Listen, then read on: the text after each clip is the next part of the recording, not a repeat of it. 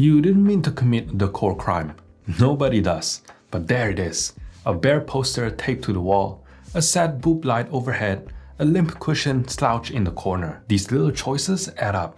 They quietly chip away at the vibe you thought you were creating. So today, I'm walking you through the 9 of the top offenders, the decor habits that cheapen your home, and more importantly, how to fix them without blowing your budget. You've just moved into your new place, full of hope, only to be greeted in the bathroom by a giant, soul-sapping sheet of frameless mirror glued directly onto the wall. Above it, a weary ceiling light clings on. A boob light perhaps, or one of its equally uninspiring cousins, the oyster, the dome, or the dreaded Build-A-Grade pendant. They're the design equivalent of plain white bread. They do the job, but it is basic and forgettable. These items exist because they're chosen for cost, not character, and they instantly flatten the personality of a room. But here's the good news.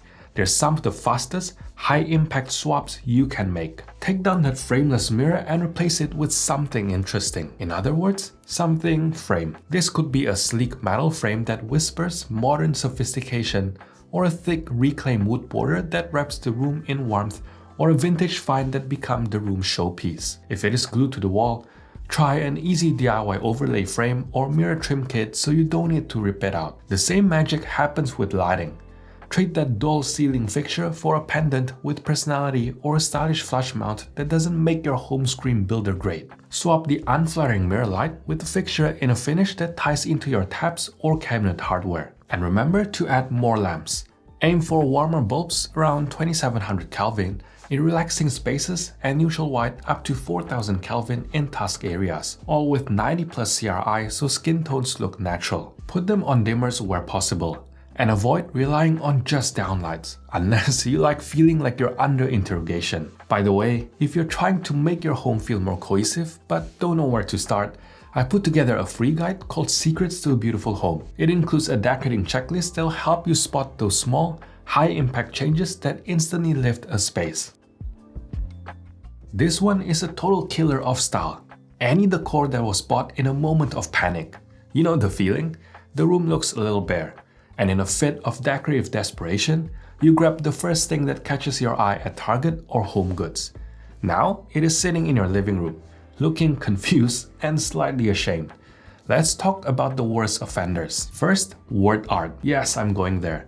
This is a hill I'm willing to die on. Whether it's a scripted gather hovering above your dining table or a kitchen plaque screaming eat, as if you need reminding. Or maybe a live, laugh, love sign. It is time to let these go. Instead, get real art, an abstract piece, a photograph, or even a sculptural wall hanging. Anything that actually speaks or is meaningful to you. Next, wood-bead garlands and decorative chains. You know the ones that are draped over bowls or stacked on books. They're the visual equivalent of filler words in a conversation. It is there for no real reason. And once, a designer pointed out that they resemble a certain intimate object. Well, you can't unsee it. So swap them for a sculptural object, a bowl with interesting texture, or a stack of beautiful books that actually reflect your interest. And then there's the pampas grass, the influencer-approved fluff of the late 2010s. It had its moment, but now it is a little overdone and shedding all over the floor. Replace it with some dried flowers, a sculptural arrangement, or forage branches with character. Finally, tiny trinkets and micro decor. These bits and bobs seem harmless, but collectively become visual clutter. They fill space without adding any meaning. And worst of all, they collect dust like it is their job. Instead, go for fewer, bigger, and more intentional pieces. See how they've added a large vase near the window and just a few pieces of decor on the coffee tables in this living room. You have to let your decor breathe like this. But there's an important exception here. If the item has meaning, it is not clutter. Any piece that tells a story, whether that is from your travels or a gift from someone special, instantly makes your space feel much more personal and elevated. Meaningful objects make a home yours, not just style. A lamp shouldn't be a glorified light bulb stand, so quit buying lazy lamps. I'm talking about those with a generic base like these. The problem with lazy lamps is that they fade into the background. They don't add shape, texture, or personality. And they certainly don't create atmosphere. When your only goal is light, you'll miss out on one of the easiest ways to layer style into a room. Instead, I want you to think of lamps as functional sculptures. So skip the basic pole and look for eye-catching forms, textured ceramics that feel handmade, sculptural metal shapes, even stone or wood bases that bring warmth. Then, look at the shade with the same eye. It is not just decoration, it shapes the light. A linen shade will soften and warm it. Pleated shades add texture to the glow. Frosted glass diffuses it evenly, and metal shades focus it downwards for moodier pools of light. Great lamps create ambience and beautiful shadows, softening the space in a way no ceiling light can. And they don't have to be expensive either. You can find stylish, well-made ones at places like IKEA or Target if you know what to look for. A good lamp should make you want to turn it on, not just for the light, but because they look damn good. Not all faux decor is a crime, but when it is bad, it should come with a warning label. I'm talking about those glossy fake plants that are obviously plastic. They wouldn't even fool a toddler. The problem with bad faux plants is that they break the illusion. Instead of bringing life into the room, they scream fake from across the street. So if you're going faux, go convincing. Choose faux greenery with texture and movement. If you can find a good one, skip it. A vase with dried flowers or a sculptural branch does more for your space than a shiny imposter pretending to be a fiddle leaf fig. The same rule applies to faux finishes. Cheap brick wallpaper often lacks the depth and cragginess of the real thing, so it ends up looking like your wall is wearing a costume. And don't get me started on marble contact paper. It is a quick TikTok DIY, but in real life, it usually reads plastic stickers, not stone luxury. The same goes for overly fake porcelain marbles or fake distressed wood furniture. The secret really is restraint. If you can't afford a real marble coffee table, don't fake the entire surface. Instead, bring in a marble tray, a single coaster, or a small bowl instead. You get that marble moment without it looking tacky. A little imitation can work if it is subtle, but if it is too obvious, the magic is gone. Authentic materials, on the other hand, will always look good. And if you're ever unsure how a material, finish, or decor choice will actually look in your space, I've built a tool for that. It is called Room Visualizer AI, and it lets you upload a photo of your room and instantly see a completely new look styled to your taste. It is like getting a designer's perspective in seconds, without buying something that might not work. It is currently in beta and invite only, but you can join the waitlist via the link below. Vertical blinds are the beige office cubicle of window treatments. Sure, they're functional, but in a home, not so good. They clatter, hold dust like magnet, and somehow manage to block your view while letting in too much light at the same time. These belong in conference rooms or outdated rentals, not your living room. Luckily, the alternatives are endless and far more stylish. If you want elegance, go for asphalt sheer curtains. They cascade like soft fabric waterfalls and diffuse light in the most flattering way. For a clean minimalist vibe, streamlined roller blinds tuck neatly out of sight, and you can even get them motorized. Craving warmth and texture? Roman blinds add softness and come in many different patterns and materials. Even faux wood Venetian blinds can work, especially in kitchens and baths when you need privacy without losing light. Another alternative is Vari-Shades, the clever cross between vertical blinds and soft curtains. They combine the functionality of vertical blinds, easy to slide and tilt, with the elegance of sheer curtains. And remember to hang curtains high and wide, closer to the ceiling and beyond the window frame. This trick makes the room feel taller, gives you beautiful proportion, and lets in more light when draped open. You don't live in an office, so your window treatment shouldn't look like one. Prints taped to the wall is the interior design equivalent of wearing a suit with sandals. It instantly undermines whatever vibe you are going for.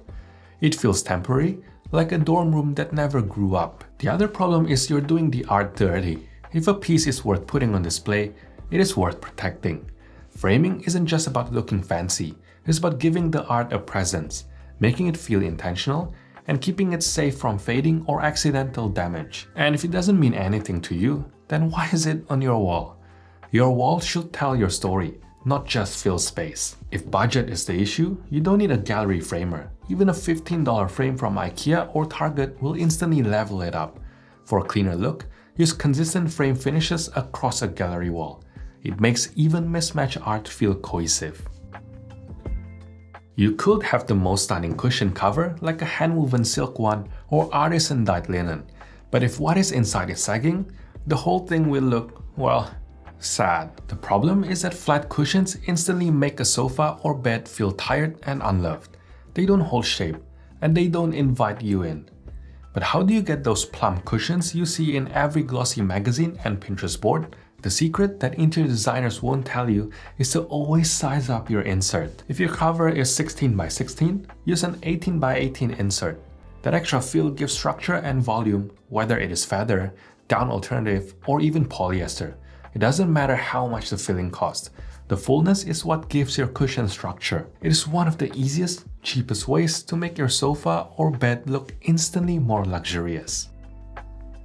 White melamine furniture has its place, but fill an entire room with it and the space starts feeling cold and clinical. The problem is that melamine is flat, uniform, and often shiny. So without the variation in texture or tone, the room lacks depth and warmth. Ideally, you'd go for real wood furniture, but if the budget is tight, look for flat packs with a wood veneer. They're layered with a thin piece of real wood, which feels more natural due to the grain variation. Or if you want to stick with melamine or particle board, skip the white altogether and go for a colored finish like green, navy, or yellow. They look so much nicer than the factory default white melamine. Better yet, check your local thrift store or Facebook marketplace. You can often score a solid wood piece for less than new melamine, and with a little sanding and paint or stain, you'll have a unique piece with character no one else has. There's no shame in budget furniture. We've all got it, myself included. But if your entire room is filled with flat packs in boxy, square silhouettes, it starts to feel more like a furniture store display than a lived-in home. The problem is in the details, or rather, the lack of them. Perfectly flat edges and front make pieces feel mass-produced. Without variation in shape or finish, the room reads cheap no matter how carefully you style it. But the good news is that even on a budget, you have so many other better options. Check out my video on 30 affordable IKEA products that look expensive if you want to see more examples. Now, what I want you to do when browsing for furniture pieces is to train your eye to look for any design detail that breaks up the box. This could be tapered or angled legs to lift the profile, rounded corners to soften the look, beveled edges for subtle depth, textured surfaces like fluting or caning, and upgraded hardware that feels weighty and intentional. These tiny shifts from the default flat and square signal that someone designed this, rather than someone cut 4 rectangles and glued them together. Even better, you can DIY a boring piece, swap the legs, add trim to flat doors, or wrap plain shelves in wood edging for a custom finish. Yes, budget furniture can look great. It just needs details that elevate it from a basic box. If you enjoyed this video, check out this video on what really makes a home look expensive, and the 9 things I'll never do in my home as a designer. Otherwise, thanks for watching, and I'll see you in the next one.